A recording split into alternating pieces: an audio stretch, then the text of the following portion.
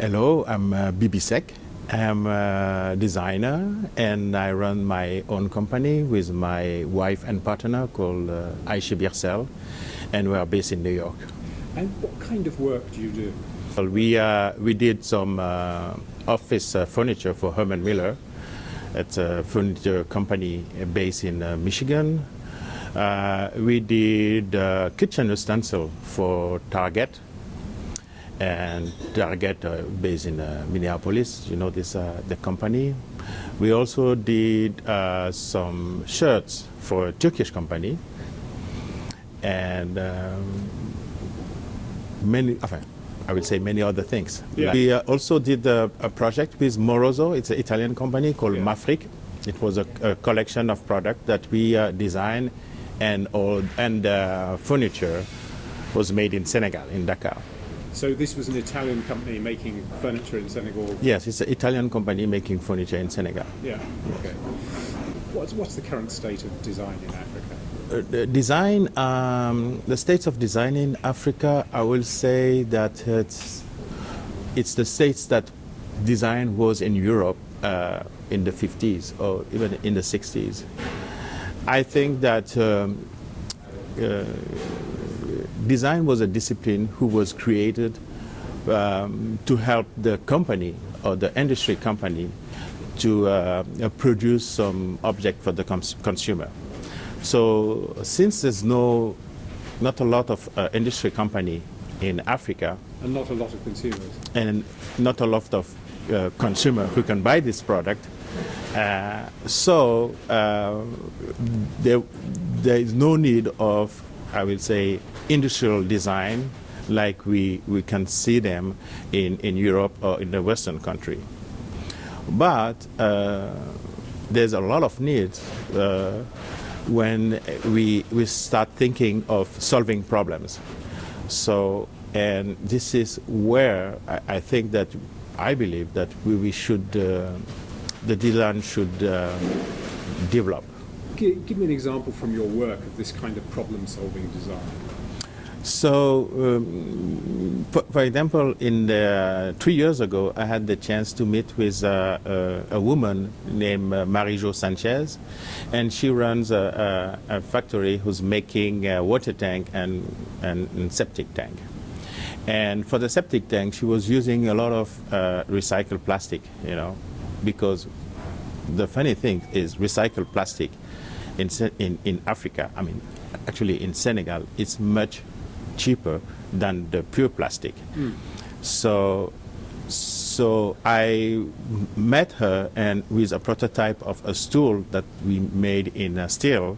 I said, oh, could you make this stool in recycled plastic? Because I think there's an advantage, because reusing the plastic, knowing that the life of a plastic is like 400 years, I thought that you reuse the plastic that we throw in the street or in the garbage should be a good idea.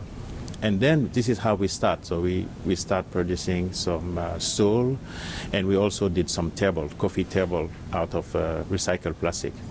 And this kind of problem-solving design, is there any academic institution that is working in that area or not?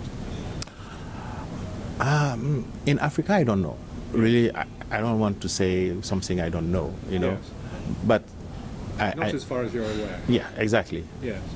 So, but I found that a lot of a school in Europe, or in the Western country, or in the United States, they are interested in solving problem where the problem are really important in terms of how they impact the environment, and how this will impact the health or life. Yes. Yeah. So, what do you think would have to change for design to become more important in Africa?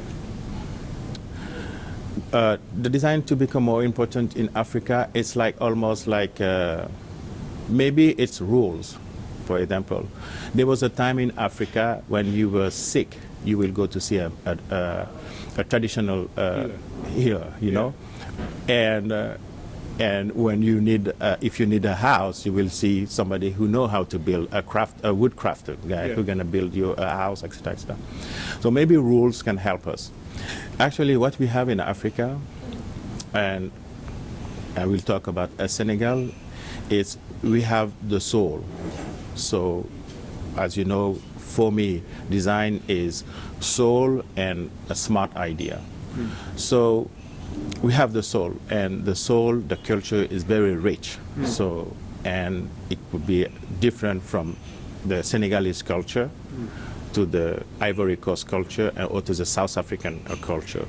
So we all have the souls and our different souls, but we need actually to develop our intelligence around design. What I meant is, I'm not saying that Africans are silly or are not intelligent, but they need to, we need to teach them, or we need to taught them how to think out of the box. I mean, how to put to solve the problem and also put their own soul in the problem that they are solving. Yeah. So I think this thing is important. So, and well, earlier I was talking about the rules. When I meant rules, I don't want to say, okay, let's have, because for an architect, before you build a building, you have to sign, you have to get the commission, etc., etc. No, I don't want to go there, but we also need to educate the people that if they want a chair or something that has or represent their soul, but with a smart thinking behind them, this needs to be done by somebody who knows what he's talking, how to do that. And in Europe, quite a lot of the design and craft that was very special was commissioned by quite rich people.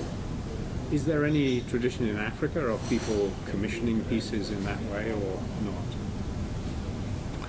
No, I would say there's people, rich people, they sponsor, or they can help, to develop a product. If you come with a good idea, I think there's rich people who were educated in Europe, who understand this, because actually why they are buying furniture from Europe, because those furniture are, of course, well executed, and also they are a design behind this furniture, because you can have, because this is also very important, the way the product are made. So if you buy a sofa in Italy, you will find it's very comfortable, etc., etc.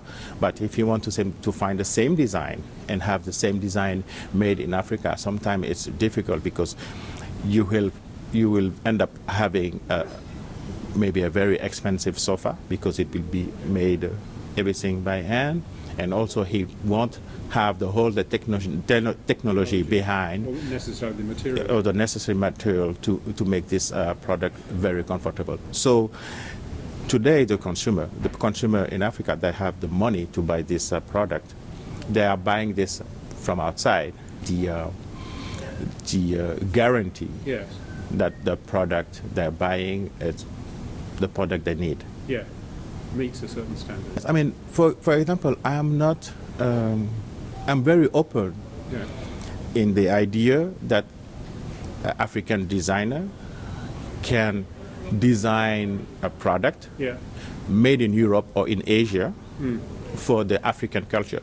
This is not a problem. I think you can put your African soul or your needs, even if it is made outside.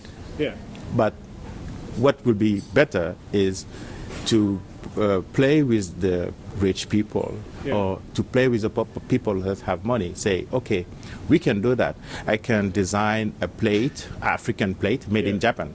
But it will be better if we can have the same plate designed in Africa, but made in Africa.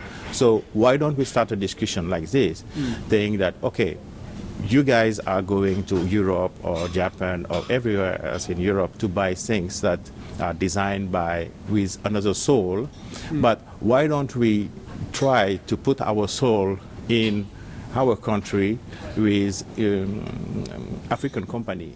Yeah. You know what I mean? To So, be made locally.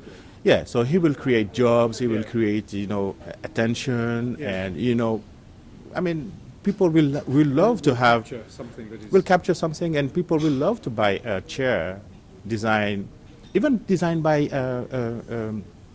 a French designer or an American designer. Yeah. But if it is made in Senegal, it makes a difference.